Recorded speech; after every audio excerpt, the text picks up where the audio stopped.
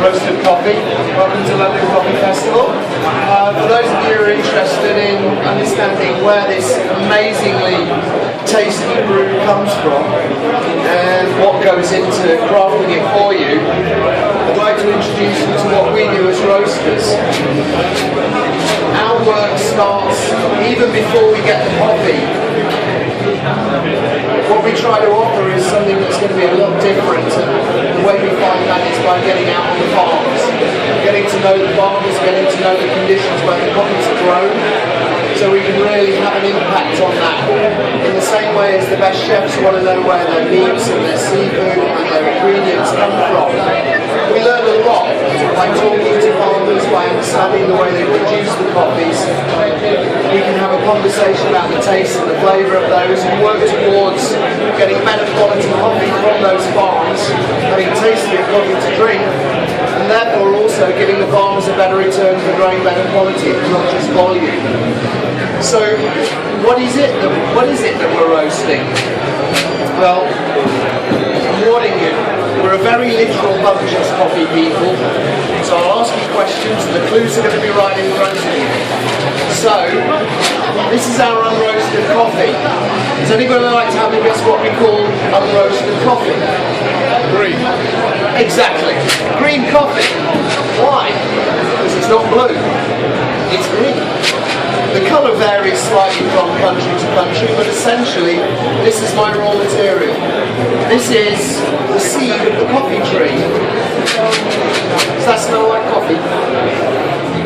No. It smells like a bag of lentils or rice, isn't it? And that's exactly why, because that's a bag of seeds. Well, that's a bag of seeds. 69 kilos, that's the way they're shipped around the world. It's a lovely, great dead weight to lift. But that's the seed of the coffee tree. And it's that we're going to change during the roasting. Now inside that seed, it's like any seed, you've got sugars, fats and oils, all of which are going to... You see that? Normally, if you plant a seed, it's those sugars, fats and oils which will give the plant its start in life.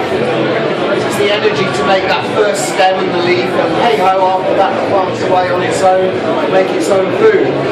But it's those sugars, oils and fats inside the beans that we're going to change during the roasting, so it turns from being seed or nut-like to that wonderful brew that we know as coffee. The way we're going to do that is use a small machine that's going to tumble the beans gently in hot air. And for anybody that's just right in front there, so if I lift the door on the roaster, you'll see there's a drum turning, and inside that drum there's some gentle mixing veins, and that will keep the coffee moving inside the drum.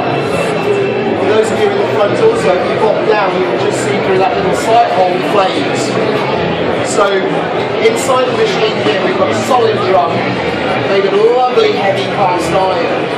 Think about your best saucepans at home, it's those heavy skillets. And we like a lot of heavy metal because it distributes the heat very evenly. So we don't get hot spots and we get a very nice even development of the coffee. That drum that the beans are inside, also very important, is a solid wall. So the flame that's below it is never going to contact the beans. We're not grilling the coffee, we're roasting it. And there's a series of time and temperature that we're going to take this through to get the flavours that we want out of that. Now with the roasting machine, I can't put any flavour into that that's not already there. But what I absolutely can is destroy everything that's in there. So coffee roasting is a bit like walking a tightrope, because inside these seeds are a lot of compounds that the plant will make which actually don't taste very nice. But the lucky thing is when we put heat to them, they begin to taste great. So let's get the process started. Pouring the coffee into the top of the roasting machine, and that just holds the beans up there until we reach the right temperature. And the right temperature depends on the coffee. Some coffees are really dense and need a lot of heat to get in through them. Some coffees are very light and don't need as much heat to make them change. This particular coffee from the highlands of northwest Guatemala, way to Mango district, near a town of La Libertad. Beautiful coffee, it's a very dense machine is going to take quite a bit of heat to get it moving along. So now that the roast is just coming up to what we call the charging temperature,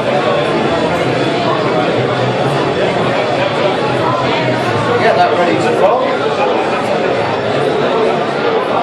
And I'll open the gate and introduce the coffee now into the drum. At the same time I'll start the clock. So you start the clock just then, yeah? And I'm going to put the gas on to full power. Now it's a very sophisticated machine. It's about as clever as your gas cooker at home. In fact, it's probably less clever than your gas cooker at home. To change the flame on this is literally a simple gas tap on the front. Are you sure no computers will be harmed during the making of this coffee? That's because we don't use any computers, we don't use any software for roasting. The hardware that we use for roasting is that, and these things. Oh, and you occasionally use your ears as well. You actually use all your senses when roasting coffee. And for those that are near the machine, you'll hear it's got a certain rhythm, like a maracas, which is essentially what it is. It's seeds inside a hollow shell. So it's the seeds inside the drum you can hear. That rhythm is going to change right the way through the roast. And it's the colour of the coffee, the smell of the coffee, the sound of it, all of those things. When I look at how much time has gone by and the temperature the beans are sitting at, give me an idea how the coffee is progressing in the roast. And why it's important to know that is because, as I've said, every coffee is different. Coffees from, let's say, Brazil that we work with, very soft, gentle, vanilla, toffee-like notes, and a very low density. Now I don't want to push that coffee as far as I might push this one from Guatemala. This coffee from Guatemala has got a very citrusy character, a lot of backbone, and can take a little bit more development in the roast to show its grace. So we're going to push this one rather quite hard compared to the Brazil coffee. And that's a key issue. So when I talk about different coffees, it's not from an abstract point of view. The roaster has to have the ability to taste the coffee as well. Because otherwise, how do we know what is present in the coffee and what we are imparting or enhancing or developing in the roast? So I can teach most of you to operate this machine in about 45 minutes. But it'd take a minimum of us working together for a good couple of years for me to become a roaster. Because a roaster is a person that can apply the techniques relative to the type of coffee and the experience of roasting those coffees. So it's almost in the tasting that we can complete the feedback loop and understand and control what we're doing. And that's what got me into coffee in the first place. Just this amazing ability to take something that smells of nothing and change it through this incredible process. And I suppose the closest thing for me would be like the life of a winemaker. And just like a winemaker, you have a decision to make about your style, how you wish to approach the coffees. At Union, we're lucky enough to work with really some of the best producers around the world, and we travel out and visit and get to know them. And just like a chef wanting to be informed about the quality of the ingredient, we will go and sit around the kitchen table with a coffee bar and talk about the taste of the coffee and what we can do with them to enhance and guide that. Now the roasting process, I believe, is one of interpretation, but there are some real changes that happen, and I'll try and demonstrate for those of you close by some of the changes in what we're doing. So that coffee that we're starting with, that wonderful seed of the coffee tree, that seed has been washed after picking and then sun-dried, and it's been dried so that we can ship it around the world without it going mouldy. So this coffee that we start to work with is dried down to about 12% moisture. 12% moisture means that we're not buying water, but the beans are dry enough so there's going to be no mould, but not too dry where we start to compromise the flavour and chemistry that's inside the bean. So we're not going to roast anything that's still marginally wet. So the first part of our roast is actually a drying stage. And that takes about 5 or 6 minutes. So for the first half of the roast, I say half because the roast will be about 12 to 15 minutes. During the first half of the roast, you'll see that I'm quite relaxed, quite comfortable, talking to you, too much attention to the coffee. During the second half of the roast, that will change dramatically. I will be less engaged with you, I will be slightly more anxious, and paying a lot more attention to what's happening over my left shoulder. Because the interesting fact is, by the time we bring the coffee out of the roaster, it is barely a few degrees below its spontaneous combustion point. And that's not actually very good for a profitable business. So, before we get into the roasting stage, I'm going to dry the coffee a little. Checking the time of our highest temperature, and you can see that we're drying the coffee because we're going to get to what we very complicatedly call the first colour change. And what happens in the first colour change is the colour changes. That's lovely. So the coffee is now going to go from a lovely sort of sagey green colour to a light straw, and that's a signal to me. That is telling me that we've lost most of the moisture, and the bean is ready now to start taking on some of the changes that are influenced by the roast, that will create the roasting. Now at the same time, I'm going to lower the flame under the drum, because the dynamics of our relationship are changing. At the very beginning, the coffee is dense, it's going to react slowly to the heat. Now it's lost some moisture, it will pick up that heat much more quickly. So the horse is going to start to bolt. So I'm just going to pull back on the reins and just slow things down. Otherwise we'll roast this coffee off in like 5 or 7 minutes. Now you can turn coffee brown in 4 minutes. If we took that coffee in a large jet engine, point the jet engine at the coffee, it would turn brown quite quickly. Because you can turn things dark brown by throwing a lot of hot air at it. But the most important thing is that all these changes that we want to happen inside the coffee is happening because we're putting a certain amount of energy in at a certain rate, and certain chemistry is happening. And the thing, what is in charge of that is not me and how big a roaster I have, but Mother Nature. And I'm very pleased to report that you can't speed up Mother Nature. Well, you can, but you won't taste the results. So we prefer to work a slower way that respects the coffee, respects the development of the coffee. I said this is a conversation. The bean is telling me what it needs. If the roaster is listening, then it's a very informing conversation. So things are starting to happen just a little bit quicker now. The rate of change of colour is speeding up, and we've now definitely lost all the moisture. The eagle-eye amongst you, you'll notice that these start to look even a little bit smaller. And as we get a little bit darker as well, they're going to start appearing a little bit wrinkly. Little bits of a gnarly on the outside there. Photographer, kind of like when you've been in the bathtub too long and you look at your fingers and you've got those pruny bathtub fingers. The same thing happens with the coffee. It looks as if it's been hit by the ugly stick. But what's really happening is that we've lost all of that moisture. We're also starting to lose some of the organic material that's present in the coffee as the roasting changes happen. So we're losing mass and density, and the bean sort of falls in on itself and starts to look all wrinkly. But that's a temporary state. And it's also another signal to me that a very important change is going to start happening as well. I talked about driving off the moisture, and part of that journey is conversion of moisture to steam. So steam pressure is building up inside the bean. And there's also some other changes. Some of those things that don't taste very good are changing into things that do taste very good. And one of the byproducts of that is carbon dioxide. So there's a bit of carbon dioxide pressure building up inside the bean also. And those things will continue to build Carbon dioxide.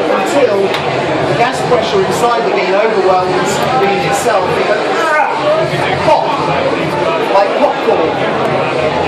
And I think in about another minute or so, those of you that are close to the roast will start to hear snap, crackle and pop. being the first time in the roast that we hear that, we very artistically call that moment the first crack. Told you, Rich. All makes sense. So at the first crack, very interesting time because you start to smell a bit of coffee. Up until that point, still looks like bread line, baking bread, baking biscuit, yeast. Those are the aromas that we get from roasting coffee, and it only really smells like coffee right up at the end. But that crackling moment that's about to start happening is telling me that the chemistry is changing. We're getting to an interesting phase of sugars and sweets, sweet creation. And it's a dangerous time for a novice roaster. Up until this moment, the coffee has been happy to receive as much heat as I can throw at it. Marlon from Guatemala, you know he's hot there, I want some sun. Give me some heat. So we're pushing the roast along, giving it as much heat as it wants. We also have to be very careful roasting coffee. We don't go too hot on the beans, because we can very easily destroy the delicate acids, fruit acids, and that delicious sort of fresh zestiness that we get in the cup. So it's a tightrope to walk between not letting the heat move forward and keeping our roast going, and this sudden change in the reaction time starts suddenly for the first time to push out heat. So suddenly our temperature gauge starts to move ahead. And this is why it's important to control the coffee in the early part of the roast, because otherwise now it's just going to start running away with it. You hear the crackle. You hear the snap, crackle, pop. So the coffee now is going through that first crack. I've made a small change to the gas as well, just to keep it under control. And again, those eagle eyes amongst you will see after the crackling that the beans look bigger. They've expanded into their wrinkly skins and they've grown out again. So we're now moving into what we would look at as the final phase of the roast. This is an area we call the development phase. Am I looking more anxious? Good. Because this is the decision point. And there's no computer or bell that's going to ring to tell me when it's finished. It's kind of like saying, when is a painting done? Do I put that extra brush stroke on? Do I leave it to go another half minute in the roaster? All of those decisions are based on experience. So we've roasted this coffee a dozen times when we first get it in different degrees, and then we'll make the decision on how we like to taste it. 5, 6 And that will small inform us batches. as to how far we take it in the roast. All different times, and maybe all different So what I'm looking for now, it's a long process, but that's what I can find out. I leave it for a couple of days, certain and wisp then of steam or pop it out. smoke, I wonder if the temperature and time. So we've had about just over 13 minutes. And this coffee is coming to its end What do you mean? point. How much weight? And what I'm going to do at the end is just before it's ready to come out, I'm going to flip a lever and pull air down through this front tray, and that's going to cool the coffee naturally down to room temperature. But that decision about when to pull the coffee, just 10 seconds either way at the end point can make a difference between great or we can't sell it. And it's an extremely skilled moment. And when you're working on our larger roaster, it's quite exciting. I'm just checking. When you've got 90 kilos of coffee, all hot, ready to come out. So we're almost there. 14 minutes. The coffee is now looking really nice and smooth on the outside. The colour's pretty much there. Almost there. A quick pulling lever, kill my gas, and now start to bring the coffee out. And we get a wonderful wisp of smoke in front of the roaster. Still my favourite smell. And the beans now sitting in the tray in front are going to be naturally air cooled down to room temperature. Even that last moment when to bring the coffee out is a knife edge decision. For those of you that like a good scrambled egg. Think about that moment when you've been cooking the egg, it's getting to that perfect consistency and you've forgotten to butter the toast. So you turn around, in the 10 seconds it takes to butter the toast and put it on the plate. Egg is no longer lovely, it's gone rubbery. It's because when that egg is in the pan, it's still at cooking temperature. When this coffee comes out of the drum, it's still at roasting temperature. So on a warm day like today in here, it's going to take time to cool. So the coffee could even run on a shade or two in development, even after I bring it out into the tray. On a very cold day, it might arrest pretty quickly. And that's where, again, the other of our senses are used. So it's that sense of temperature around you, making the decision about when to bring the coffee out. And even those small differences, time, the way we approach the roasting parameters, all of these make huge differences in the cup. And the way we really understand that is through a constant series of tasting and exploring the coffees. Now, if you think you'd like to be a roaster and distinguish some of these sort of fine differences, we've got a little competition table there if you'd like to have a go. This is what we call a triangulation test. It's a chance to see how sensitive your palate is. There are 4 tasting stations on each side of the table, and at each tasting station there are 3 cups. 2 of the cups are the same and 1 is different. That'd be funny. And for us as roasters, we have to pick out some very fine differences in sweetness and balance to say that's really where I want to go. So if you'd like to, by all means have a go at the competition. You can do it against the clock. We've got a Top Gear style leaderboard over there, and the best times and scores at the end of the day will get prize. So have a go at that. If you'd like to hang around and talk coffee roasting with me, I'm more than happy to answer your questions. Thank you very much. Hope you had a good session. Come and try the competition. Thank you.